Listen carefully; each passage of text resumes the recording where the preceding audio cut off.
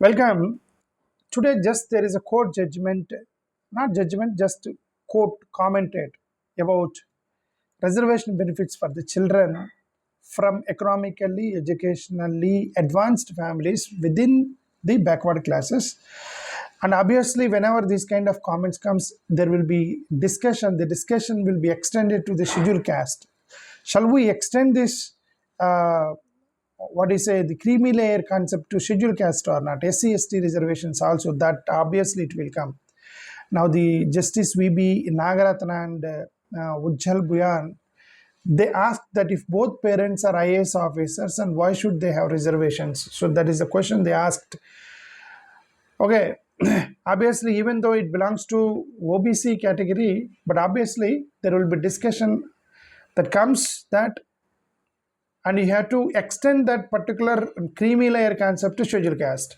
So whenever you look into this schedule caste reservation system, obviously it looks very genuine demand. It looks very genuine demand that the reservation should be extended to the creamy layer concept should be extended to schedule caste SC/ST reservations also, because the poor people who are actually in poverty or economically or educationally weaker people, they are not getting opportunities. Only the IAS officer children are getting, they're reclaiming the reservations again and again.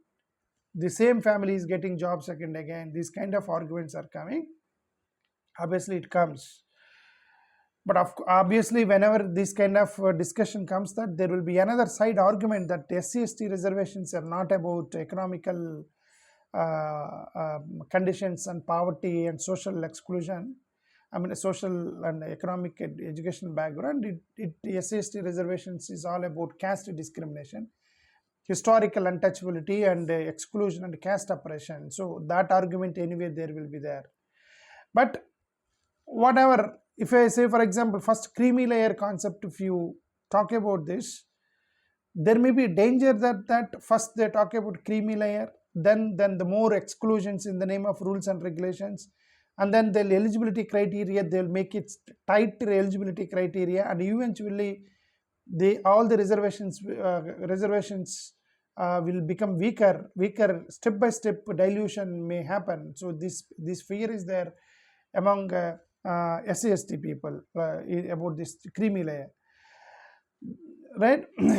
So whatever, there are people who support, it looks very genuine that benefits should reach to the deprived people, but the only already the marginalized subgroups, they are supposed to get the reservations, but already the families who used the benefit already, again they are getting the benefit. So that looks very genuine argument.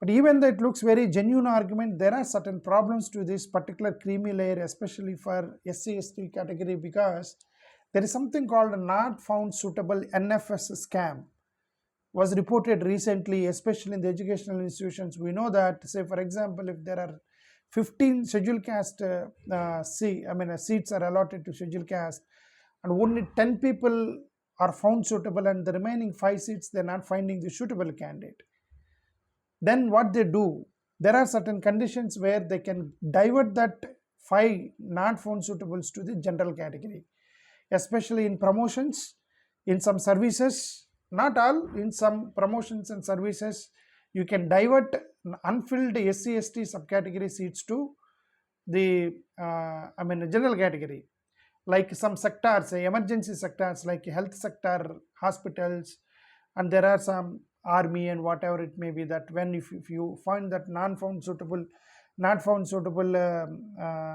that appears, then they're allowed to recruit the general category people. So this is where actually the people are alleging that there may be a scam here. What is the scam here? That intentionally they are not filling SC/ST BC categories vacancies, they're keeping it backlogs, and slowly they are diverting it to the general category later in the name of emergency, or maybe in the contract jobs, whatever, in the name of contract jobs, whatever. They are not filling unreserved, they're keeping reserved seats unfulfilled, and then they're diverting into the general category. So this kind of scam allegations are there. That's why the Dalit groups and all, they're not, even though the demand is looks genuine about creamy layer, but there are other argument, this kind of argument. Why this kind of arguments are coming? Because recently we know that what happened, not found suitable scam.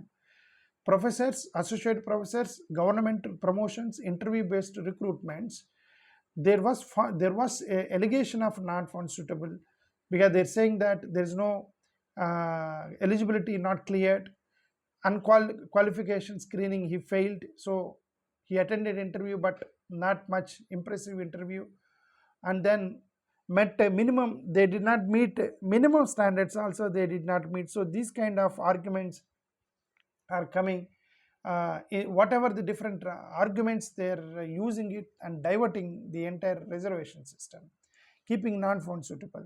Recently, parliamentary panel versus Central Universities controversy. You know that a parliamentary committee on SC/ST welfare strongly criticized this Central Universities for using NFC not found suitable against SC/ST candidates. The panel said qualified SC/ST candidates were rejected through NFS, not found suitable. Interviews were not video recorded, and candidates had no way to challenge interview decisions, and reserved posts remained vacant for years and years. They're keeping reserved posts vacant, and obviously arbitrary use of NFC as a reason to implement this scam. So lack of transparency, poor roster disclosures, and backlog vacancies remaining unfilled for years. This is exactly the panel told. So what does it mean? That there is no creamy layer. Without creamy layer only, these kind of scam allegations they are facing. Then what if the creamy layer comes again? The creamy layer, the strict rules and the income levels and everything. If that comes into that, the NFC becomes more larger. This scams becomes even more bigger scam. Allahabad University, 12.3% SC and only 5.6% ST recruitment in teacher appointments over a decade. That allegation is there. There is massive reserved faculty vacancies, like professor posts, OBC 80% are vacancy, STs 83% seats are vacant, and STs only 64% are still vacancies. They're very high. SC/ST, BC, they are not filling in IITs, IIMs, and these kind of premium institutions. They are not recruiting. So UGC scrutiny proposal. Recently, they given some scrutiny proposal, but let's see what the UGC does. Uttar Pradesh recruitment allegations also were there earlier, whenever we talk about all these things. So what do we understand based on this is that, so without a creamy layer only, these kind of, there is huge reserved vacancies, faculty vacancies are reported, low SC, OBC representation in professors' jobs, large backlog and continuous carry forward in railways, and then very low SC/ST representation in judiciary, and delayed filling of reserved posts in state PSC recruitments, reserved faculty shortages in medical colleges, and teacher recruitment backlog posts in school education in all the states, and reservation implementation gaps in PSU in the public sector, and underrepresentation in senior posts in bureaucracy. So all these are it denotes that there is a chance for scam.